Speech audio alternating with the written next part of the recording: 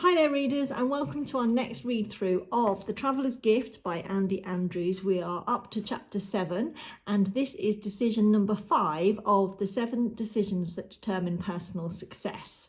In this chapter, David has travelled through time and is meeting with Anne Frank in her attic hideaway. So Anne has been in the attic she tells us she's been in the attic for 1 year and 4 months. And I can tell you, just in case you don't remember from school or if you didn't know, that in total, Anne and her family and the other family that were in the attic with them spent 2 years and 1 month in the attic before they were discovered after an anonymous tip sent in the Nazi soldiers. Sadly, Anne passed away just 2 months before the liberation, suspected typhus, and her father, who features heavily in this part of the story, her father Otto was the only one of that group that survived the Holocaust. So we join David already in the attic and talking to Anne. So today's read through, I'm starting on page 100. I will skip a few pieces as we move on to stitch the story together of the excerpts that I'm using in these read-throughs, but do please get your books and read along, or if you haven't got a book, then just enjoy this read-through, because I'm hoping it will be sufficient for you to understand these personal decisions, and also so that you can join in with book club even if you haven't got the book. Without warning, the Westerkirk clock tower began to chime. 6 times the clapper hammered out its message of time on the lip of the massive bell. Less than 70 feet away, Anne merely placed her hands over her ears and smiled at David, who had nearly jumped out of his skin when the chiming began. "It is only a bit too loud," Anne said, giggling at her understatement. David smiled. "I'm glad you think it's funny," he said. "I thought my head was about to come off. How do you sleep with that thing ringing day and night?" "Actually," Anne said, "we don't even notice it much anymore. Mrs. Petronella is the only one of us who even makes a comment. Papa says the clock is a good thing for her because it provides something to complain about every hour on the hour." David laughed. "What about you?" he asked. "What do you complain about?" "I do not complain," Anne said. "Papa says complaining is an activity, just as jumping rope or listening to the radio is an activity. One may choose to turn on the radio and one may choose not to turn on the radio. One may choose to complain and one may choose not to complain. I choose not to complain." David stared at the sincere little girl for a moment, then said, "I don't mean any offence to what your father has taught you, but have you taken a look around here? These are pretty rough conditions for anyone, never mind a girl your age. How can you not complain?" Anne tilted her head to the side as if she were having difficulty understanding. Sweeping a lock of hair from her eyes, she said patiently, "Our very lives are fashioned by choice, Mr. Ponder. First we make choices, then our choices make us. Rough conditions? Yes. An ungrateful person might see this place as too small for 8 people, a diet that is limited and portions that are too meagre, or only 3 dresses for 2 girls to share. But gratefulness is also a choice. I see an annex that hides 8 people while others are being herded onto railway cars. I see food that is generously provided by Miep, whose family uses their ration cards for us. I see an extra dress for my sister and me, while there are others who surely have nothing. I choose to be grateful. I choose not to complain." David was amazed at the self-control that Anne seemed to possess.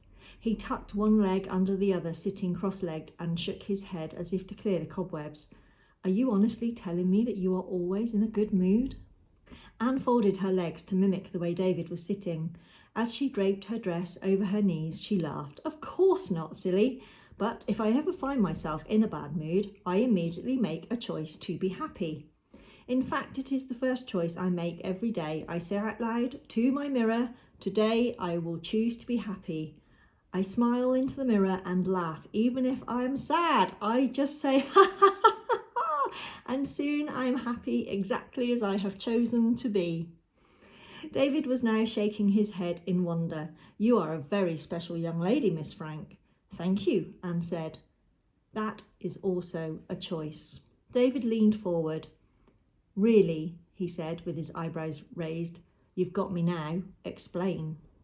My life, my personality, my habits, even my speech is the combination of the books I choose to read, the people I choose to listen to, and the thoughts I choose to tolerate in my mind. You remind me of my daughter. Her name is Jennifer. We call her Jenny. She is about your age, and I think you and she are the two prettiest girls I have ever seen. Anne blushed. Thank you for saying so. She looked back at the wall and reached out to touch the rose picture again. May I ask you a question? She said. Certainly, David replied.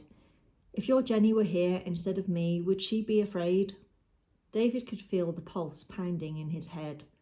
I think that she probably would be afraid, Anne. Are you? Anne pulled her hand down from the rose and clasped both hands in front of her. Momentarily, she cut her eyes towards David, then back to the pictures. Sometimes, she said, but most often I choose not to be. Papa says fear is a poor chisel with which to carve out tomorrow. Anne turned and faced David. I will have a tomorrow, Mr. Ponder. Margot and Mrs. Petronella, they make fun of me. They call me a Pollyanna. They say that I live in a dream world, that I do not face reality. This is not true.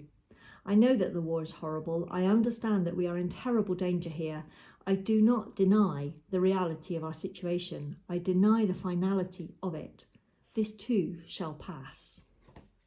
The fifth decision for success. Today I will choose to be happy. Beginning this very moment, I am a happy person, for I now truly understand the concept of happiness. Few others before me have been able to grasp the truth of the physical law that enables one to live happily every day.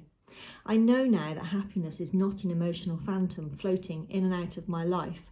Happiness is a choice. Happiness is the end result of certain thoughts and activities which actually bring about a chemical reaction in my body. This reaction results in a euphoria that, while elusive to some, is totally under my control. Today I will choose to be happy. I will greet each day with laughter.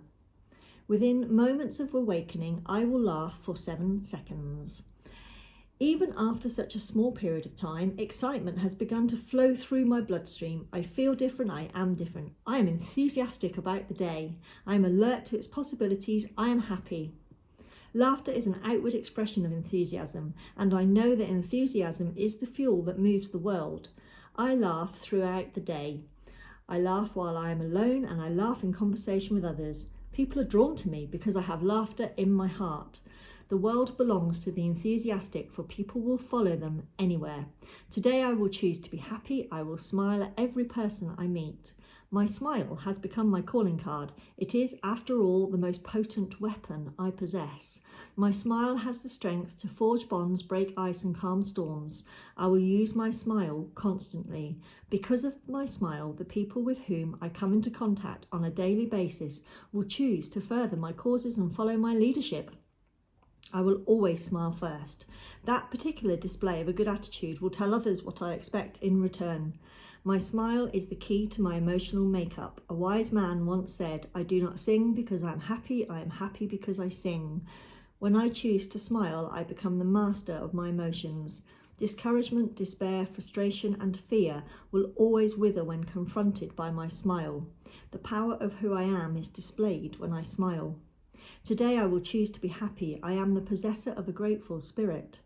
In the past, I have found discouragement in particular situations until I compared the condition of my life to others less fortunate.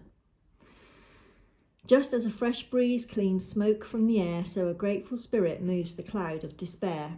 It is impossible for the seeds of depression to take root in a thankful heart. My God has bestowed upon me many gifts, and for these I will remember to be grateful. Too many times I have offered up the prayers of a beggar, always asking for more and forgetting to give thanks. I do not wish to be seen as a greedy child, unappreciative and disrespectful. I am grateful for sight and sound and breath. If ever in my life there is a pouring out of blessings beyond that, then I will be grateful for the miracle of abundance. I will greet each day with laughter. I will smile at every person I meet. I am the possessor of a grateful spirit.